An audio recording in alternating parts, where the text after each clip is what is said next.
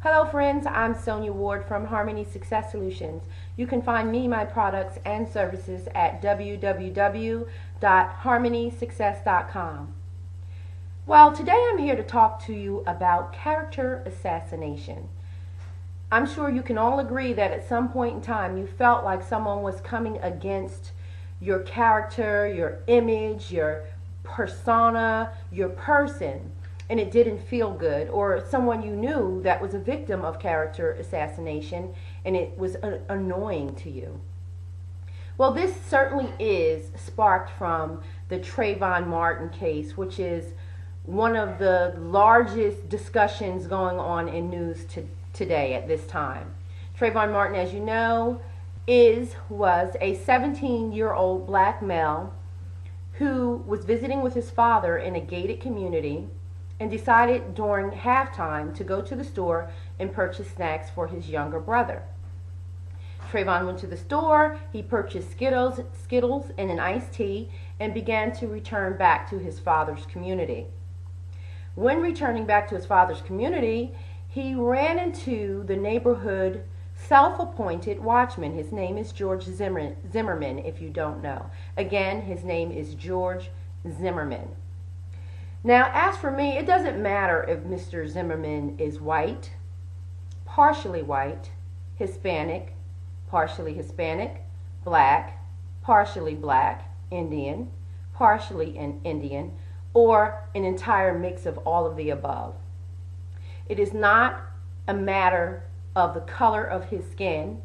It is a matter of the color of his character. It is a matter of the color of his heart.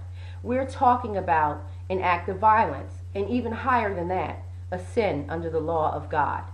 In the 10 Commandments, it clearly states, "Thou shalt not kill, for there's no man who is ever given life, neither should there be a man that takes it away." Back to Trayvon, returning home to his father's gated community. Mr. George Zimmerman spotted him and decided Trayvon, a 17-year-old young man, wearing a hoodie in the rain. To my understanding, there was a slight drizzle, so if I were walking and I had on a hoodie and there was a slight drizzle, I would put my hood up. If I were walking and it was a slight breeze and I felt a little cool, I would put my hood up. Under any circumstances where weather or otherwise enticed me to put my hood up, I would do it. If I were walking and I decided I feel a certain kind of way and I just don't want to be bothered, I would put up my hood, put my hands in my pocket, and mind my own business and go from point A to point B. However, it wasn't that way for Trayvon. He was not allowed to freely decide how to wear his clothing. He was not allowed to walk in a community that is public, not private, though it's gated. If he had access to it, clearly he was going to visit someone there, or he was a resident of this community. Either way, it was not open field for him to forget about lose his life, be attacked on any level. George Zimmerman called the police department and said, "There's a suspicious man in my neighborhood."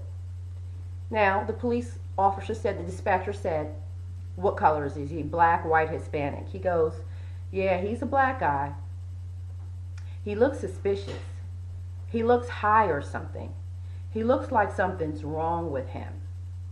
Now, you tell me at night in the drizzling rain, a person walking at a distance with a hoodie on, how would you assume that he looked like something was wrong?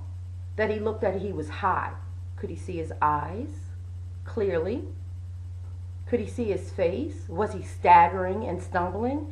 There is no account of him saying that he was staggering or stumbling. So how did we get to the point of a young man walking to a young man who was suspect, looking high and looking like there was something wrong with him?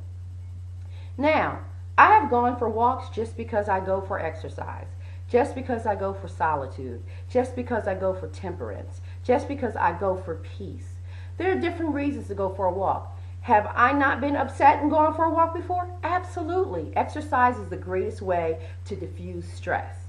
So Worst case scenario, he was upset. His father yelled at him, which he didn't.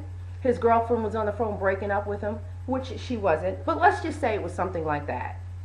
And so you could look like there's something wrong. You could be walking extra slow. Or you could be walking and stopping to think about whatever information it is that you have to process. Again, this is the land of the free, the land of liberty. Why would you not be allowed to walk, stop, think, decide to run? Maybe I got a phone call that I'm about to miss the second half of the game, so I just pick up my pace a little bit. No one has the right to judge you according to your behavior if you're not at someone's car trying to take off the tire, trying to break in the car, at someone's door, trying to fiddle with the lock or the windows. None of that stuff was the case. What was suspicious about just being free? Absolutely nothing. However, let's go before that. There was the heart of the man who made the assessment. There's the character of the man who made the assessment. It doesn't matter if he has a black friend. It doesn't matter if he has a black girlfriend. It doesn't matter if he has a black child. None of these things were offered according to my knowledge. But even if they were, it doesn't matter. It's the heart of the person. Do you understand that we come from a place for many years, once slaves who were hated by the masters that enslaved us, however, slept with the women and made children with them. So it's not far-fetched to say that you could cohabitate with someone that you absolutely resent and hate. Now, I know that's a stretch of a statement, but it's very valid. It's very valid. I heard over and over the undertone of the remark that he said, effing coon. It was slowed down, the volume was brought up, and he clearly said effing coon, which to me goes back to character and heart. And what color is that? Neither black or white, but just evil, just prejudice, just racist, and clearly and obviously all of the above. Here's the thing. Today, the parents are without their son. I have a son. I have 2 daughters. I love them completely and dearly. I've invested in their lives, and they have invested in their lives. And they have a right to a future. And neither, because of the color of their skin or the attire that they wear, should they become under attack because someone decides that they look suspicious. Now, I am a woman who I consider myself a good person. I love the Lord. I love people. I go out of my way to try to empower others. But if I were walking somewhere and a strange man approached me, I would become concerned. If he approached me and asked me, "What are you doing here?" I probably wouldn't respond. Who are you? I don't know if you want to rape me, rob me, take advantage of me, what you're up to. We live in a crazy world where all kinds of things are going on. I am not going to respond. The next thing is, if you get too close, more than likely I'm going to tense up and begin to exercise fight or flight. We're all aware that when you are antagonized or you're in danger, it is a natural and autonomous response to either fight or take flight. From my understanding, he took off running, and he was then cut off by Zimmerman, and whatever happened between them, the fight or flight took place.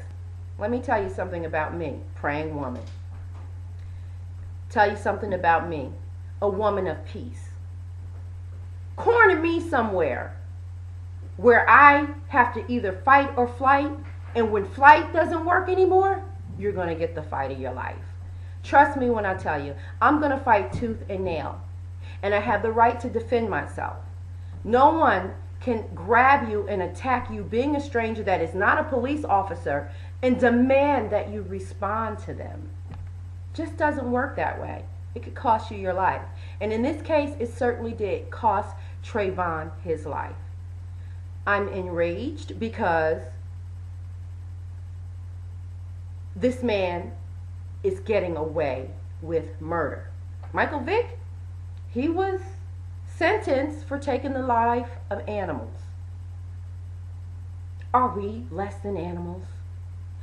I know someone that knows someone that was doing 40 where the speed limit was 35.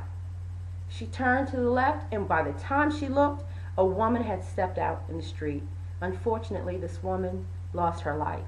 She went to jail. She was doing more than the speed limit. Whether or not it was malicious, she went to jail. She didn't out and out decide, I'm going to kill this woman, I'm going to run her down and run her over. It was an accident. And you pay for what you do. You have a license to drive. You have to obey the law. You have to abide by the speed limit. And if you are not in compliance, you pay. If you get a ticket and you don't pay for it, you go to jail. A warrant will be issued for your arrest and you go to jail. Are we less than a simple ticket? A parking ticket? You tell me that for a parking ticket you'll lock someone up, but for murder he was compliant. He will not get away with this in the court of heavens. If he gets to the court of heavens, he may be in a different courtroom. Maybe there's a hierarchy that won't even allow him to see the gates of heaven. I don't know. Who am I to judge? But I will say this. Justice must be served. And character assassination is like making the family live it over and over and over again. And for those of you who feel that this gentleman, this young man, no matter what his past was, see, you understand everyone has a past. It says in the Word of God that all men sin and fall short of the glory of God. You have all of these people who live the American dream and work in corporate America and have the white picket fence in front of their home, the dog and the family and the beautiful kids and the perfect picture. And there's a dark side even then. You find out even with politicians and entertainers the dark side later on. No one is exempt of skeletons in their closet. Everyone has a past. Don't know your past, don't know your future. But I will tell you this. I could care less if he got in trouble in school. He wasn't doing anything wrong in that moment. And right is right and wrong is wrong. And for all those who are involved, I want you to think and think long and hard about your actions and your statements concerning life. It says in the Word of God further, do not suffer the little children. This young man wasn't even 18 years old. He didn't graduate high school. He never got to experience college. He will never go to his prom. He will never have the chance to ask someone, will you marry me? He will not carry on his bloodline. His unborn children will never see life. His grandchildren will never dance and play. Why? Because he looked suspicious. Powerful, huh? Suspicion. Once again, I'm Sonia Ward from Harmony Success Solutions. Thanks for stopping by. If you like my channel, please sub it. If you like this video, please click like and share it. God bless you all.